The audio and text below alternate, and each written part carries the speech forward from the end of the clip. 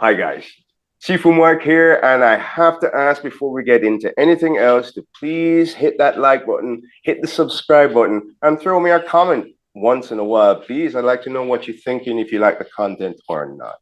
So, without further ado, let's get into it. Today, we'll reach all the way over to South Africa for a chat with a true pioneer in the field of health Qigong. She has over 40 years in the martial and health arts fields and shows no sign of slowing down. She's the founder of Balance Her, women's wellness for all ages. Please welcome Shimu Amanda Lan. How are you doing? Hi, Mark. Fine, thanks. Welcome. Thank you.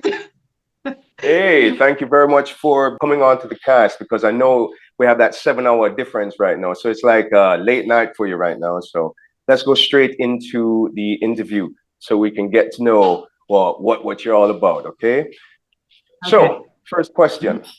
How did you start the martial arts and Qigong? Well, I started at the age of 18 after much trouble and drama with my father because I did not want to do ballet, and I ended up having to make my own way when I started working. Found myself a Kung Fu school, started. It was a bit of a shitty one, but it had to do.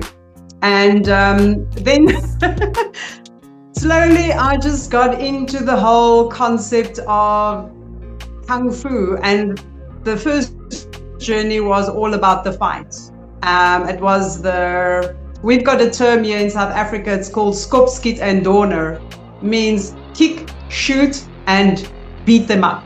And I was into Kung Fu in that kind of mandate until I met my husband. Ironically, I met him at my very Kung Fu school when he came to South Africa, and I was about 20 years old by that time. So I was still an amateur at Kung Fu, but of course, egos are bigger than knowledge nowadays.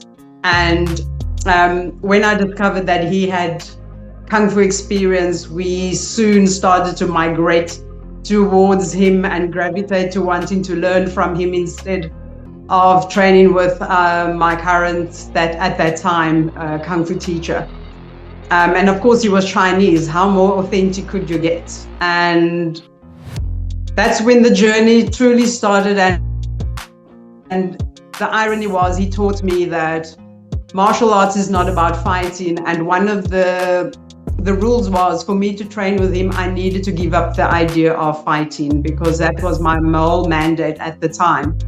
And that was the agreement. And I said, okay, fine, I'll give up fighting, but you have to teach me.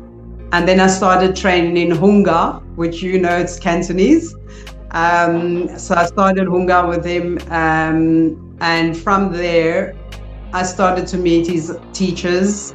And the one teacher, when he saw the way that we were training and how our bodies were reacting to excessive training, he advised us to start Tai Chi. And we started Tai Chi. But the irony was, my husband, who is Dr. Jeff, who you interviewed a while back, he had already been training Qigong before that, and I was doing the hard Qigong style with him, which was very taxing on my body as a female. But of course, the martial art world doesn't quite know that there is a difference between training hard and soft, especially for women.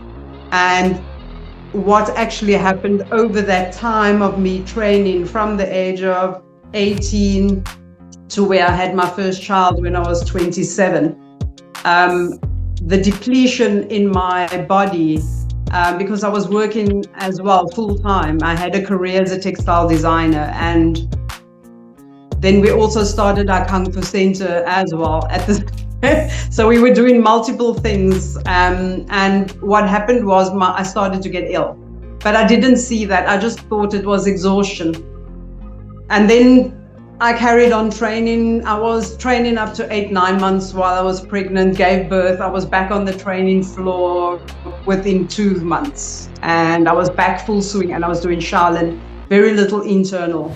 And then 3 years later, I got pregnant again. And I had my daughter. And the irony was, that's when I bit the bullet. I had burnt myself down to such a point that I had ended up going to the doctors where they wrote me off and they said, that's it. We can't do anything for you. And to cut a long story short, I ended up doing acupuncture and qigong for 2.5 years. I had to give up my teaching. At that time, I was teaching fighting Sanda, and I was teaching Shaolin. And I was also teaching women's qigong, which was Yin Qi Qigong, which is very specific to women. But I was not really into the internal styles because I had this mental thing. I think being raised in a male dominant world and always having to showcase yourself and always having to prove your mandate and to show that you're good enough as a woman and you can stand on par. What happened was, because I was doing that all the time constantly, I just realized that was it, and I started to lose my hair. I was gray, and my teacher looked at me and said, oh my God, you are going to kill yourself. And I looked at him and I was like, but prior that already, he was telling me, you must stop teaching Sanda. You must do more internal. And I just ignored it. And it took me 2.5 years to recover. But during that time, I couldn't do anything. The only thing I could do was stillness meditation. To the point that, which people cannot realize, is that I was so depleted that I couldn't advise me not to even raise my arms when I did meditation. I just had to sit, do no breathing techniques, zero movement, zero nothing, only focus on stillness and heal. And that is how bad my body had become. And of course, that was actually the start of where I started to realize that women in martial arts, but women in sports, women in the arena of playing that game. I call it a game because it is a game at the end of the day, where we walk between two worlds, male dominance world and a women's world. We tend to have no balance. So that's where the concept of balance actually started. I was starting to do workshops with women because I used to teach women self-defense, and I found that women were incredibly violent. And I used to joke with them, and they'd always tell me, yeah, and I'd ask them, why do you want to do martial arts? Why do you want to do self-defense? And their response was always, oh, I want to kill the person that comes near me. And I said, are you mental? Like, how is it possible that you have this capacity to want to kill someone? Do you understand the concept of killing? Have you ever killed something in your life?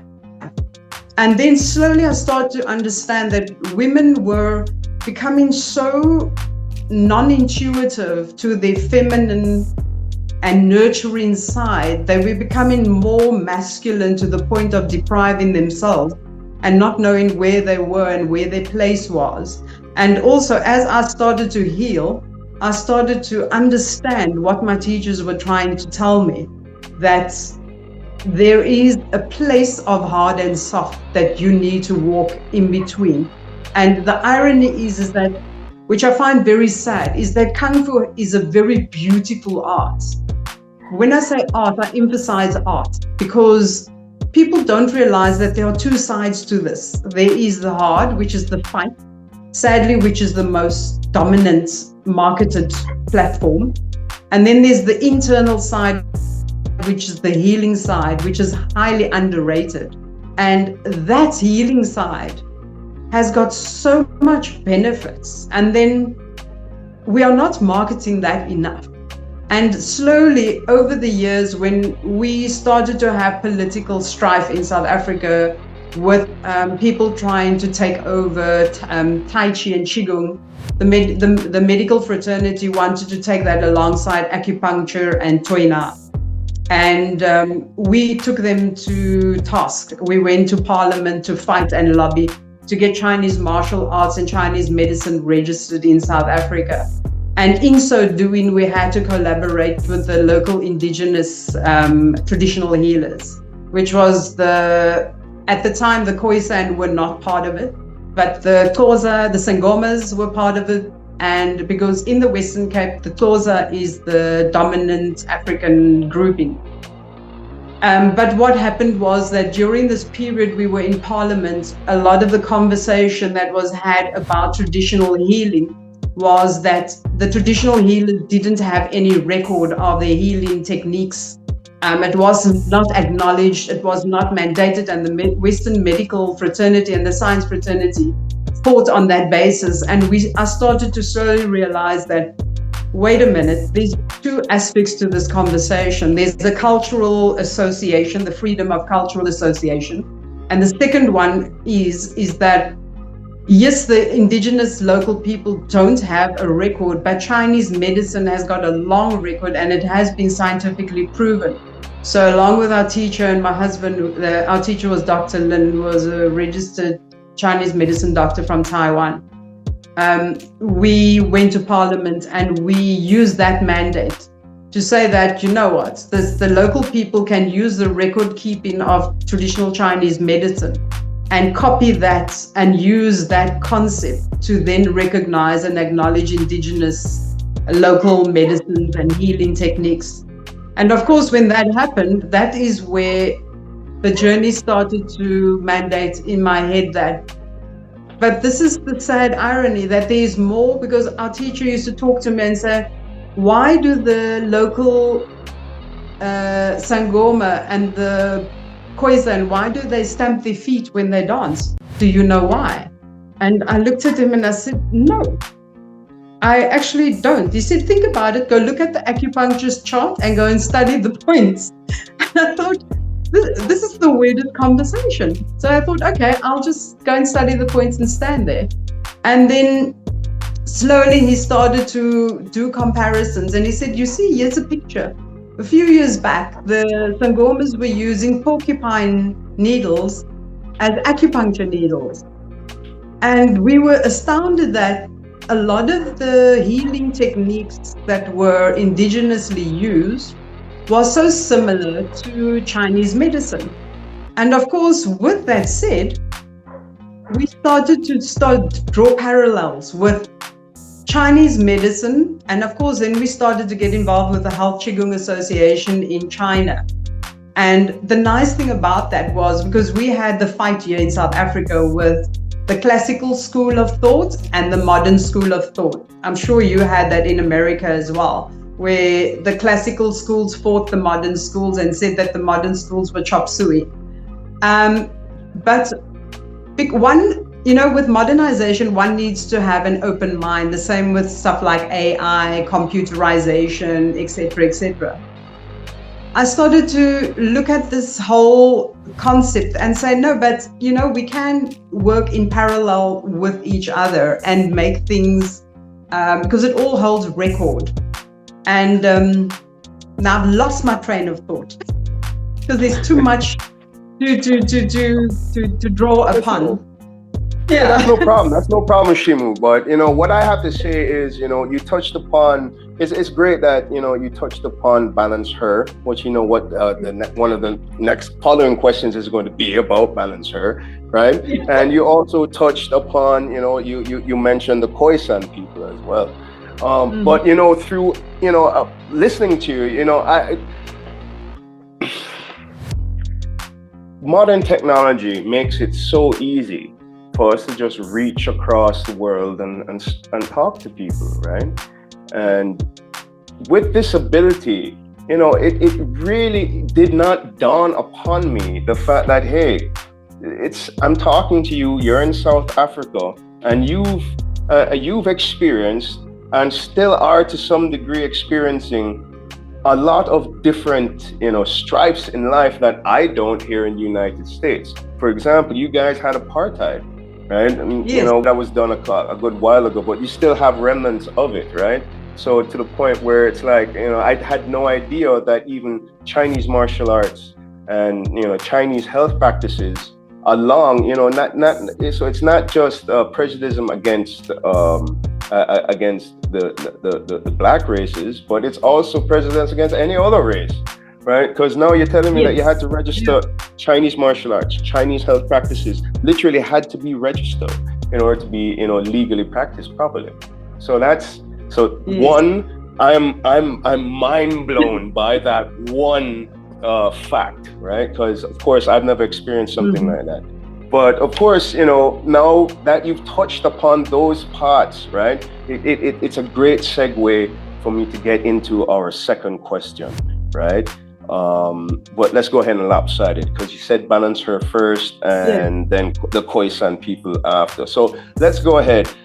You and even connect to one of your last points, right? Who are the Khoisan people? So the Khoisan people are indigenous to the Western Cape. They are the First Nation, even though they are not mandated or acknowledged in South Africa since the democracy had been initiated and all the peoples were being recognized. We've got 13 official languages that have been recognized. And the Khoisan is sadly not one of them, this is where the battle has been fought since democracy started in South Africa. And only today are we now reaching a sort of cornerstone where they are sort of getting a little bit, I call it handouts here and there, to acknowledge their sacrificial, what we call it, the holy places, acknowledging that they exist, acknowledge that they are inbred in the peoples of the Western Cape. So the Western Cape is very much a slave area. You'll find a lot of brown people like me. So we are very much integrated. We from slavery, Indonesia, Malaysia, Dutch, French, German, gosh, you name it, Khoisan, the Xhosa, the Zulu, everyone that came down to the Western Cape is what comprises of the people of the Western Cape. So, and Southern Africa, specifically the Western Cape. And they are the people that were the first people that taught, for example, our armed forces. They used to do tracking, and they used to track the spoor. Spoor is, in English, tracking the footprints of the animal when they go hunting. So they taught the armed forces how to do this tracking. So they were the first people that showed us how to use the indigenous plants on the Western Cape coastline for herbology and healing purposes. That's why today we have rooibos tea, red bush tea, which is very famous. We've got the African potato, the sour figs, which we use for throat to help with the lung problems. So there's lots of international herbs that is indigenous of the Western Cape, which actually come from the Khoisan people's knowledge of medicine. So it was kind of sad that they were not acknowledged. And I personally, when I started this program for Balance Her, I wanted to find something that connects us back to make the youth understand that, yes, you're learning Qigong, but what makes it that I need to identify with this and makes it that it's part of my life, that I can identify in the way that it makes it part of where I come from. And it's part of my root system and something that I can integrate into my lifestyle, so it becomes my everyday habit forming. Because I don't know if I touched on this, but South Africans are very, how can one say, I wouldn't say we culturally proud. Every nation is proud, but they're sticklers for knowing that this comes from their ancestors. And they need to know that their ancestors this is something that echoes in their DNA. And this is what when I market the Balance Her program, it's not to show people Qigong per se, or to teach them about the Khoisan methods of doing things. I draw inspiration from these ancient wisdom keepers. So the Khoisan have something which we don't really see today in society, the connection to nature. Still today, in a modern society, if anyone should go and do research on the Khoisan, you'll find that they still live on the land. They still connect to the land. They have not undertaken to modernize themselves. Today, they live in a little hovel piece of land that's been cut off. They can't hunt any longer. But yet they still go, and the little piece of land they have, they still go and do the indigenous way of doing things. And they have not moved away from that. And the irony is, if they were asked, why is it that you have not moved away? They said, because why must we move away? Because what we get, we are connected to the universe. We're connected to nature. We only take what we want. And we live in silence, the inner silence of knowing that we are connected. And that is the wisdom that I take away from that, is that women have now migrated away from that. Because if a woman needs to nurture the next generation, if she's lost or she's confused or she does not know how to heal herself and she doesn't know how to nurture herself, she cannot raise a child, let alone give birth to a child, and then that child that she raises will not be able to create the better future of tomorrow, because tomorrow that child can be a president, tomorrow it can be anything. But the irony is that another reason why I also am very focused on this program is because I find that a lot of male figures' disrespect for women have gone to a very violent tendency. Like here in South Africa, we've got a huge gender-based femicide content. And that is, if one looks at it, it's because with modernization, when I say modernization, it actually happened more with a democracy. When we became a democracy, it's like there was this greed that took over. And when that greed took over, materialism became a center and focal piece. And a lot of the people that lived here forgot their cultural heritage. A lot of kids disconnected. Their parents were too focused on apolitical struggles. And, apartheid, as much as we say apartheid has walked away from us and we've moved on into a democracy, it's still echoing the wounds, and a lot of kids are being raised without parents, and a lot of girls are being raised without mentors. So this program has got a book alongside it, and this book that I've done is purposefully focused on a mom raising a single girl or a girl child raising herself. So the whole idea is that we as women tend to not talk about ourselves in the health aspects. Like, for example, in the martial arts fraternity, when I was in martial arts, I would never talk to my friends in my industry. When I was in the fashion industry, they'd never know that I was doing martial arts, and vice versa. The people in the martial arts world never knew I was in the fashion industry, because the two worlds didn't seem to marry, and I lived these two worlds separately from each other. And then when I had kids, people were like, oh, so you have children? I'm like, yes, it's not a sin. It's actually normal for women to have children. And yes, we can be martial artists as well. And we can be mom, and we can be everything. So there's this madness that seems to resonate with that. Yes, we can do these things, but does one lose one's femininity? Does one lose one's connection to one's martial arts training? No. I, for one, have migrated from the hard styles. I've gone to the internal styles. So the Balance Her program basically echoes from the Yuan Qi Qigong. So the Yuan Qi Qigong I learned from our Taiwan teacher's elder sister. So she was, when I was ill, my teacher, I didn't want to learn Tai Chi. It's funny, I have a passion not to learn Tai Chi. Even though I know the form, I've done the 24 and I've done the classical Yang, me and Tai Chi don't see eye to eye, but I fell in love with Qigong.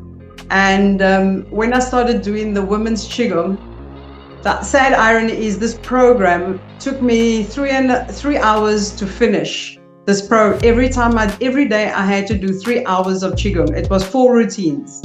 And I had to do these 4 routines. And when I started to teach it to young girls, they were like, wow, this is powerful. It makes me feel energized. And they were telling me about how they were feeling etc., etc. And I started to, when I was teaching in the Sunday class, I had women in my class as well. And what happened was, the reason why I'm going to this is because I have to jump to tell you a little story so that you can understand what happens to women when we train martial arts. So I had a 48-year-old training in my class with her daughter who was 16 years old. And we were doing jumping kicks and spinning kicks and etc., etc. Eventually the mom came to me and she whispered in my ear and she says, "Oh, can I stop?" And I said, "Why? What's wrong? Tell me what is wrong." And she says, "I can't stop. I've become incontinent." And I looked at her and I said, "Oh, sherbet." Then I sort of realized, oh my gosh, I'm a woman. I should have been more thoughtful of this situation that could happen to an elderly woman. And I didn't. So what I did was I gave her one of the exercises that come out of my Yuan Chi Qigong, and I said, "Go and do this. Do these 3 exercises and do it for 3 days and let me know." After 3 days, she came back to me. She says, "Oh my God, what is this? Miracle whip." She says, "Oh my, it's back. Everything is normal. I don't have incontinence. Thanks a lot." And she came back into my class. But what I then done was I changed her routine. I didn't allow her to jump because what happened was the jumping was dropping the womb. You know, I'm going a bit into a women's dynamic here because even though we do martial arts, a lot of men teach women. So this is for the male instructor to understand your women cannot do certain things whether you like it or not. So when a woman tells you, "I can't do this," it's not because she's been weak or pathetic. It's because her body dynamics doesn't allow it, because there are things going on inside her that actually is contraindication for them to do certain techniques, because certain techniques do harm the woman's body. I've experienced this countless of times. It happens so many times to so many young girls, so many women in my class. So this is how this program is actually designed for this. It's an awareness program, you know, and ironically, when I did this, my husband turned to me and he says, "Hey, all these exercises you're doing, men can do it too." So I said, "Of course, yes, they can, but they just can't do the certain massages, that's all. But other than that, it's the same thing." So I said, "Yeah, it's the same thing." So it can be used both ways. But I decided to focus on the female dynamics much more because I believe that women have lost their space. And if one looks at the perspective of sport, you know, there isn't any sport that's designed by women for women. It's not, and if there is one that's designed for women, it's always about weight loss. It's about looking thin. It's about looking waif-like. But there aren't ones that is about restoration, preservation, and returning the body back to its full health potential and focusing on longevity. You know, Amanda, what you just said, like literally, like strikes me, and I tell you why. The last interview I did was with self-defense expert Shimu Amanda Lan, and he literally, the saying, one of the most memorable saying from that interview was that he said, all systems, right, all martial arts systems are designed by man for man. So the human condition, the human machine is ultimately always the answer. And you just said, and literally you just said, there's nothing designed for women by a woman. So, you know, by you saying that now, I'm just like, wow, it just hit home for me. Like, it makes sense. So Balance Her is actually a program designed, a Qigong program, right? Designed based off of Yuan Chi Qigong. Right? Yes. But more designed specifically for women. Men can do it too, but it's just more, women will benefit more from them. Yes, because I've designed it specifically, I've cut it down, I've made it more concise. I've done a 6, 8, and 11.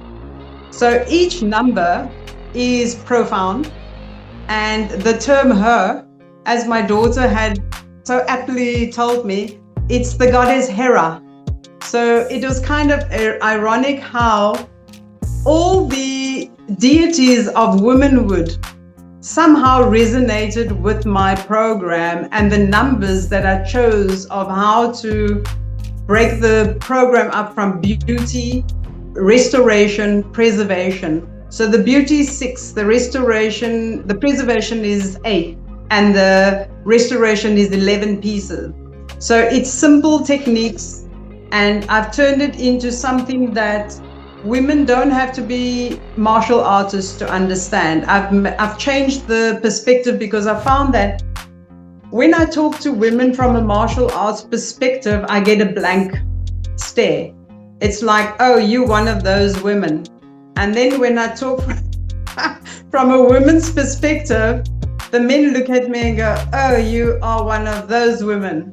And I was like, okay, fine. So let me find a happy marrying ground where I can use indigenous ancient knowledge, use Qigong, use Chinese medicine, and then use the concept of where women have hormonal problems using second spring. Second spring is the Asian term for a woman going through menopause. In the West, it's a curse. In Asia, it's beauty. Because we have become rejuvenated. We no longer have the kids at home. In some cases, nowadays, every kid's come home. And, you know, and a lot of women have, by this time, they've gone through maturity and they no longer have the drama of having to prove a point. Look skinny, have makeup, no makeup, have hair can't be gray. Those kind of material concepts. And the nice thing is that this program can be done, because now I'm working on one for the little girls, because I found that, you know, South Africa's got a sad reality. We've got kids raising themselves. We have, because of HIV, parents dying of HIV. Then we have kids orphaned early. We have kids, I don't know what's happening to society, but kids are raising themselves. And this book, I would like to get translated into different languages as well, especially local languages, so that it can be communicated more easily to them. And I would like to make it that the kids can do the translation of the little ones' books and make little videos and clips, etc. Because I find that the awareness of women's health, women's safety is not amplified enough, because sadly, you know, back in the days when I did martial arts, I was a big advocate of, there were a lot of male instructors that were abusive of women in the classes. They would touch them inappropriately.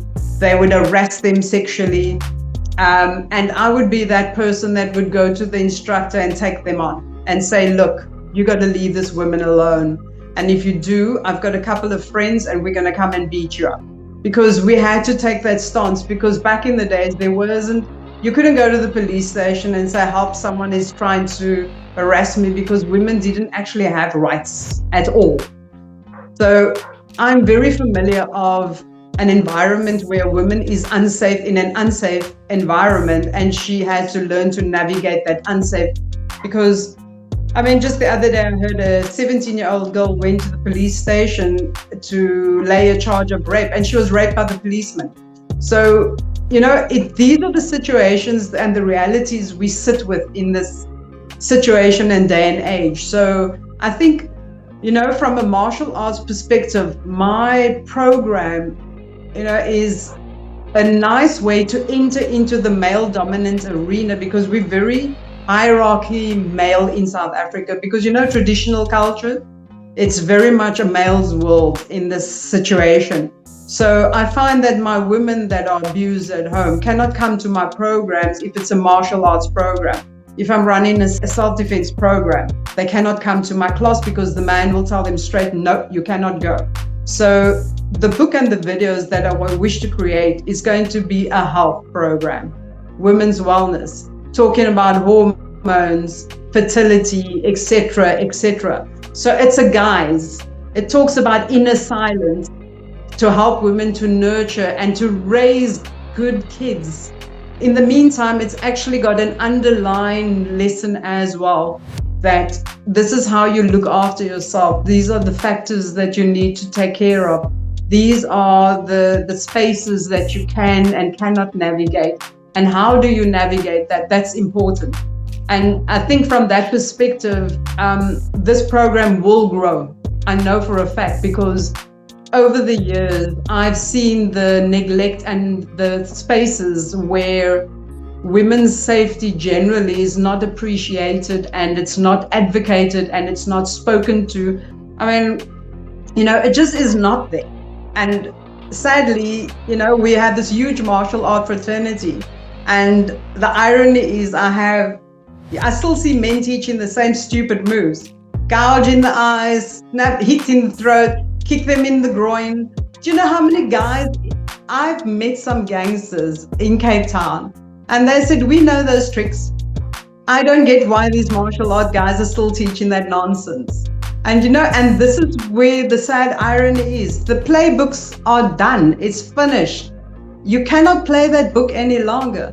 So it has to be done in a different way. Women have got to learn to become more independent in a way that they become inner strength. They've got to change their mindset. They've got to become stronger mentally. And you cannot do that by teaching them a self-defense program. It's got to be a daily process of reconditioning the mind, because we come from different cultures where women are taught to be subservient. We are told this is how you act as a woman. I mean, I'm a very independent woman, but God forbid, my dad used to tell me, I'm raising you like a son because I know the real world out there. But I was lucky in that case. I've seen friends that didn't have that privilege, and the consequences of that. So today, I think this is where women need to be taught how to empower themselves again, how to find themselves. And I find that Qigong is so beautiful, and it's so nice, and it's soft and gentle, that it can be easily integrated into your daily movements. And you don't have to do a full routine to get the benefits. I'm sure that you are very well aware of that. Yeah, it's very true. Yeah. It's very true. It's very true. That's one of the things I love about Qigong. For example, I practice the 5 animal frolics Qigong, right? So when I find that, I'm having a certain issue, like for example, if I'm having a stomach issue, I go ahead and practice some bear exercises, because I know that is going to be working the stomach and the spleen. Or if I'm having, I'm having issues with the heart, whether it be, like my heart's a little bit, racy, or, I want to get a little bit more active, I'll go ahead and do monkey exercises, because I know that's for the heart, So I understand. I definitely understand you with the Qigong. I definitely get you. So, Amanda, Shimu, I do have to ask you a question, right? Because you, with your extensive study, are very well aware of the fact that Kung Fu is a term, right, that literally means a skill acquired over time. So Kung Fu can be put to martial arts, obviously, but it could also be put to cooking. It could be also put to sewing. So my question to you right now is, what do you believe is the hardest part of developing Kung Fu? I think the biggest problem is perseverance.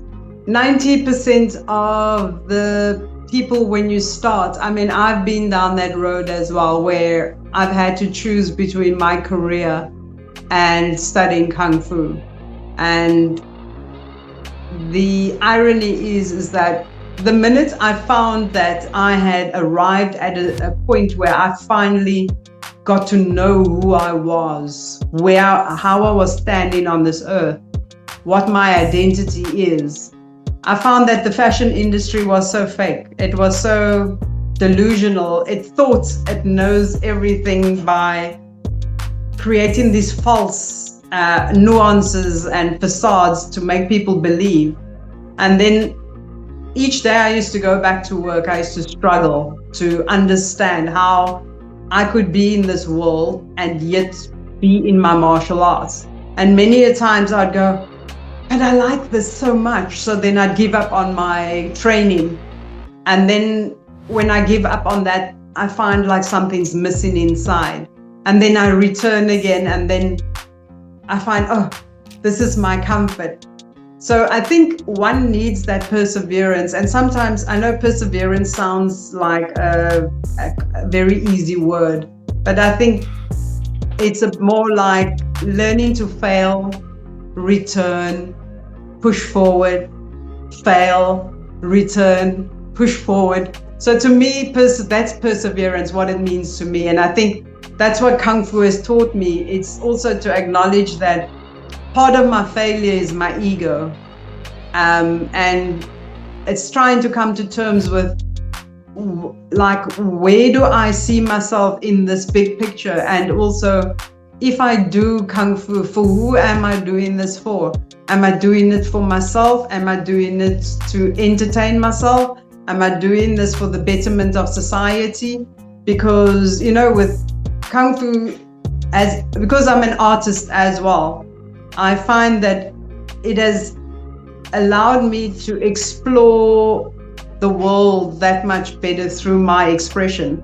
So when I look at something, I see differently, I smell differently, I taste differently, I experience differently. So, you know, I think from that perspective, that is what Kung Fu will do for anyone if they just persevere. So I think that's a single word: persevere.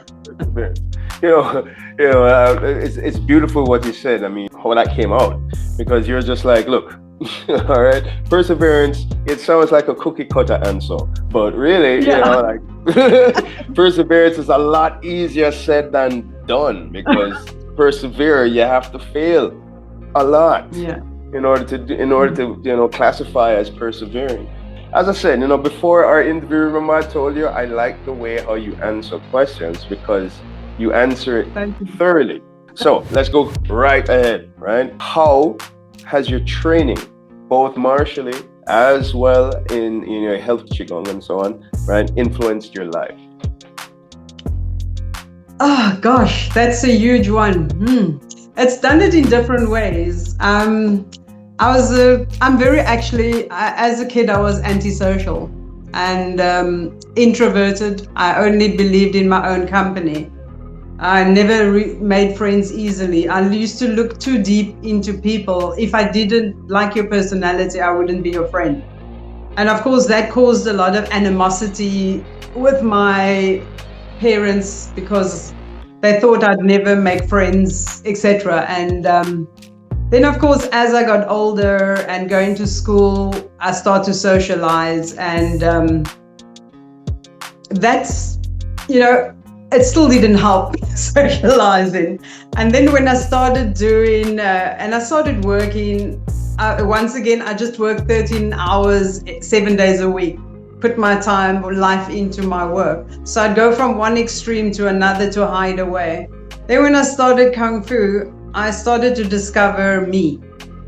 And as I started to discover who I truly was, I liked and I didn't like who I saw, and I think that is why I ran away from stuff like meditation and Tai Chi, because it allowed me the time to slow down and to actually breathe and to know who I am and see where I'm coming from.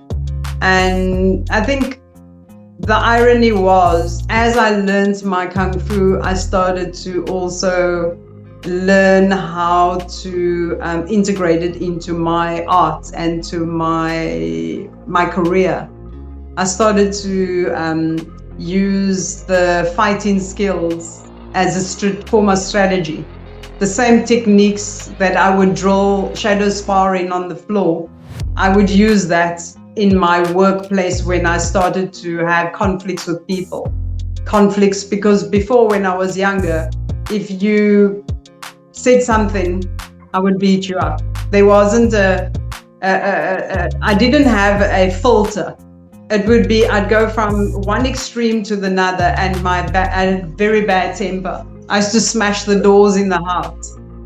Could I cut you for a second there, Amanda? Yeah. Shimu, let me ask you this, right? Because I've heard people say this a lot, right? I mean, and I know I have my own, I have my own way of I express it the same, and I have my own meaning. Everybody has their own meaning. But when you say that you use the same strategies in combat as you would in a personal confrontation at work, right? What do you mean by that? Because and how? Because I know that at work nobody's throwing jabs at you that you have to parry, you have to duck under and stuff. So how does that translate? Okay, so I think simplistically put, it's very strategic thinking. So I would go, this person's coming at me. My normal reaction would be to slap them, but socially I would get fired. And it's just not okay. That kind of reaction doesn't work in the real world. You would go to jail. So there's consequences. But now you have to start thinking, so if I were to slap her, this is the consequences. How would you deal with this in another way? And then I would think, okay, in a sparring, I need to deflect. How would I associate deflection in a real world scenario? So I started to understand how to learn the gift of the gab, talking. So I'd use strategic talking. So I would say it's like sparring conversation.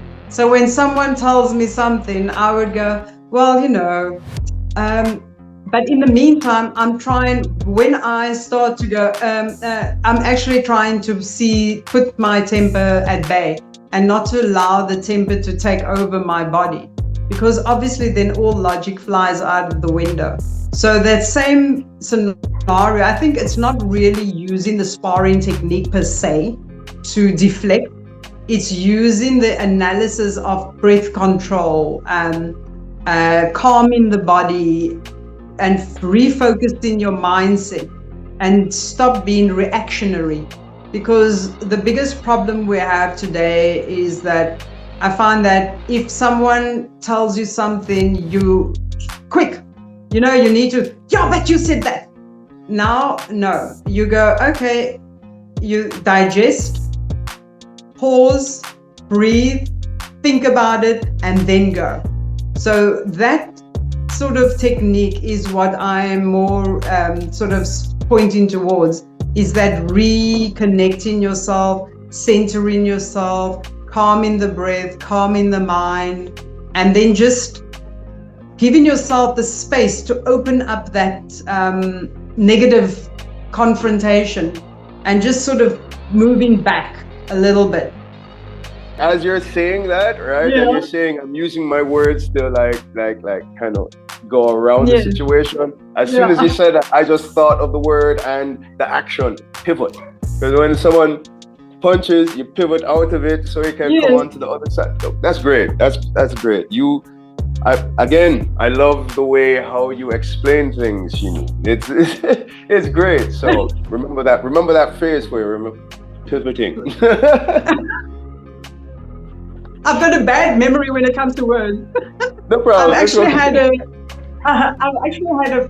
a student one day. I was trying to explain that very circumstance you're talking about, where you're going pivoting around, and I couldn't get to the word. And I looked at them and I said, I want you to circumnavigate your opponent. And they looked at me, what? Okay. I understand. To go around. Yeah. No, but you know what? That's actually a correct word to say. Go around the person like that. Yes. Same thing. Pivoting. Yeah. That's great. That is absolutely great, Shimu. So knowing these little nuances, it's great stuff. It's great how you've taken your life experiences and then put them, not only your life experiences but your cultural experiences as well, as you put them into balance her wellness for women of all ages. There was something you had said earlier that still stuck in my mind. Right before you had said that you had lost your train of thought, you had made a comment about how the Khoisan people use porcupine needles like acupuncture. So was it hard for you to find some kind of, parallel between your Khoisan background and, your Qigong, your Chinese health practices? Was it easy to put those two together? It was kind of, I have a saying where I sort of walk through life and I just leave it to the universe. And the irony was, when I started this program a few years back, it had different names and I introduced it to both women and men. And for some odd reason, I just didn't feel comfortable because it didn't have a narrative. And I always felt that somehow being born in Cape Town has given me so much heritage and authenticity and connect, and also the greatness of being able to understand nature and how nature works within me and without me. And that to me was very profound. And I thought, to honor the people that saw this would be more profound than to just do another martial arts / wellness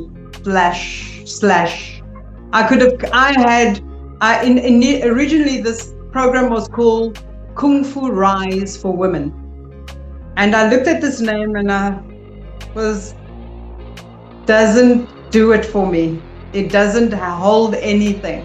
And that was a few years back. I had launched the web page, I've done the program, everything, and I immediately shut it down. And I went, you know what, to myself, I said, sometimes I have conversations with myself where I say, this is not ready.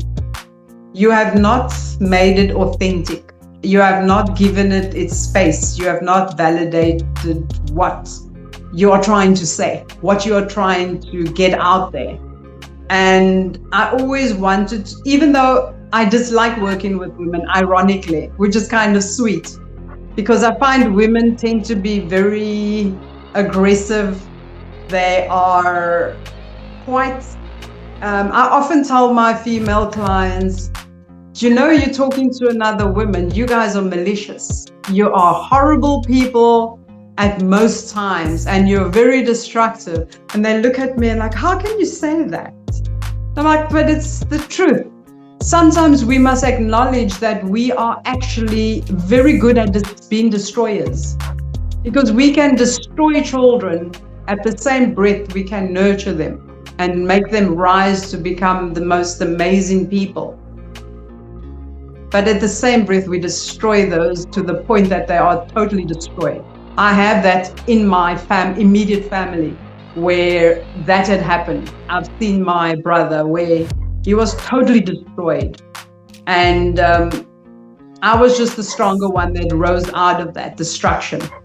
And I soon realized over time, that's why I don't really want to work with women. And I stopped working with women, started to do self-defense, and I saw how nasty women are. I mean, a 23-year-old shoulder throwing a 68-year-old woman over shoulder to prove a point. That's an example. And I thought, what's going on? But then slowly when I started to do this program and looking at the Khoisan, and the one thing that was very profound that they always use is that they always say, if you want to hear me, you need to remain silent. And that was exactly, that's exactly that sort of resonated with me. And that is one of the key factors about this program is the women have to obtain inner silence. They have to reconnect to the inner silence, because we all have that, but we've become disconnected from that. And when we become disconnected from that, that is the reason, because as I went into the Chinese medicine acupoints of the various techniques that they are practicing, I started to find out for the hormone regulation why a lot of young girls today are having fertility issues. They're losing their periods, they're going into early menopause. They're doing CrossFit training, they're doing MMA.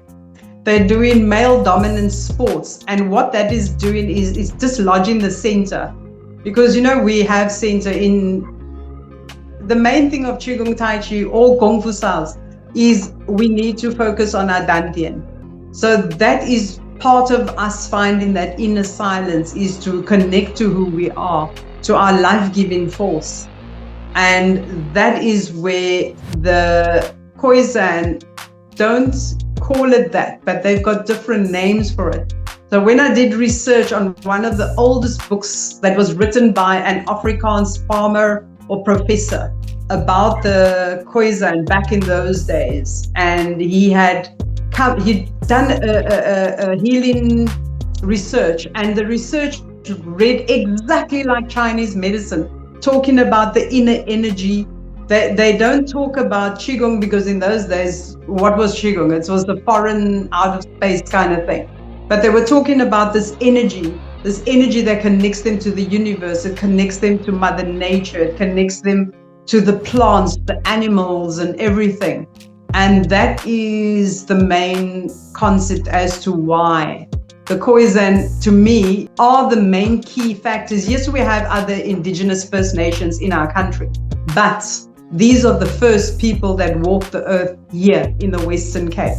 So, of course, for me, being in Cape Town and Table Mountain being one of the focal energy points in the world, we are lucky that the energy here, when the Chinese teachers come and they are here in Cape Town, they say, oh my gosh, the energy in Cape Town is unbelievable.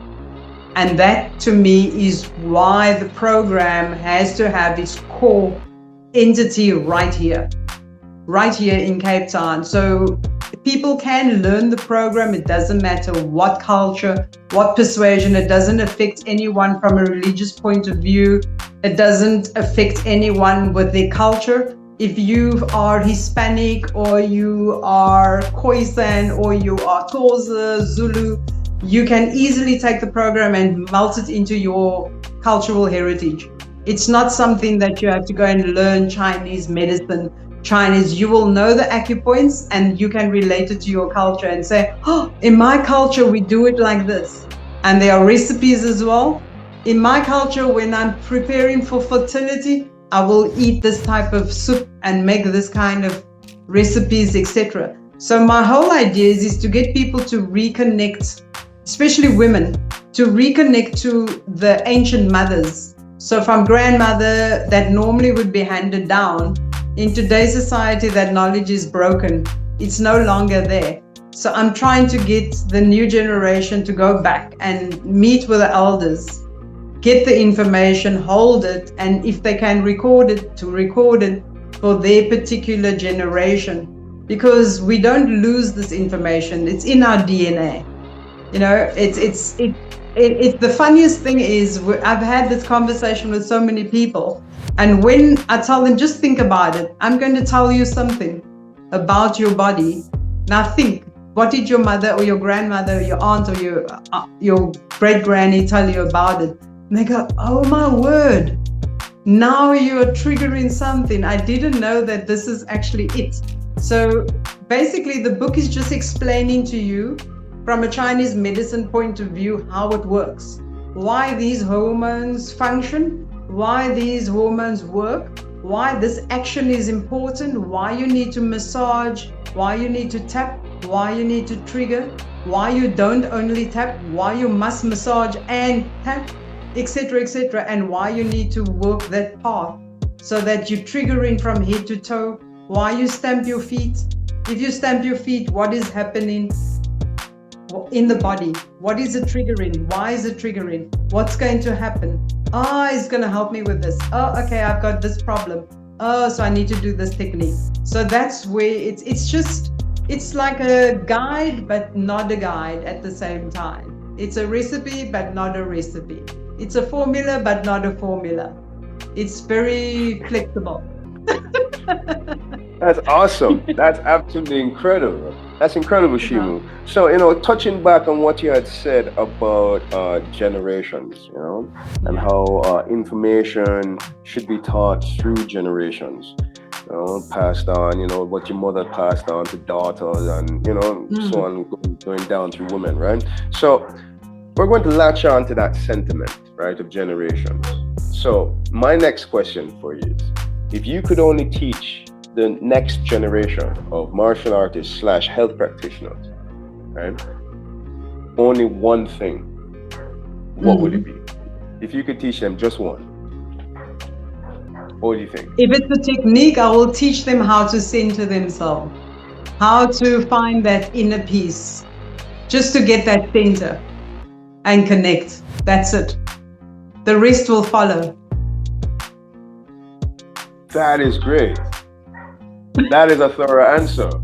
Okay, so if that was technique, you teach how to center themselves. So if it was just philosophy, what would it be? Philosophy. From a business perspective, because I do business as well, I would think always keep an open mind in learning.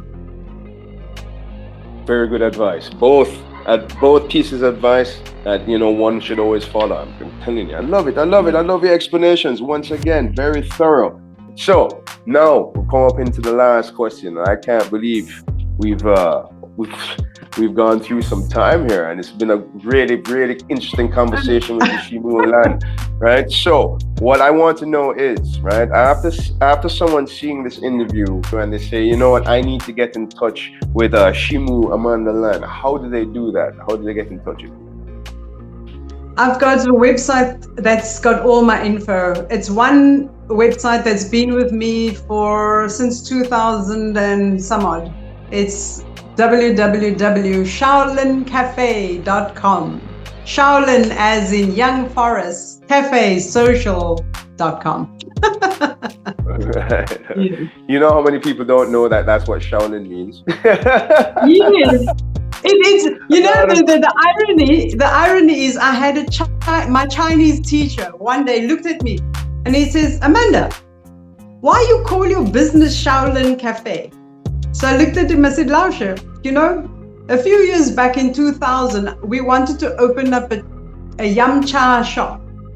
We're serving cha and dumpling. And it turned out South Africa was not ready for it. We bought all the equipment, it didn't happen. Then I went to feng shui and I sold feng shui equipment. That didn't happen. So I said, the irony is, I love the fact that the name was Shaolin because young forest is endless, it's timeless. Because a young forest is always growing, but an old forest is always dying. So I always keep the Shaolin Cafe because Shaolin is associated with the Kung Fu, but the cafe makes it more social. So I thought it's an apt name to maintain and keep it going. That's a great story. I love it. And it's true what you say about a young forest. It's always growing. So is that's your website. So how about social media? I'm on Instagram at Shaolin Cafe. And then I hate Facebook. So I like WhatsApp. I've got a WhatsApp. I have an email, which is shaolincafe@gmail.com. I'm not very social on social media. I have a balanceher.com website as well. It's balance-her.com. So that is the actual program where it's home.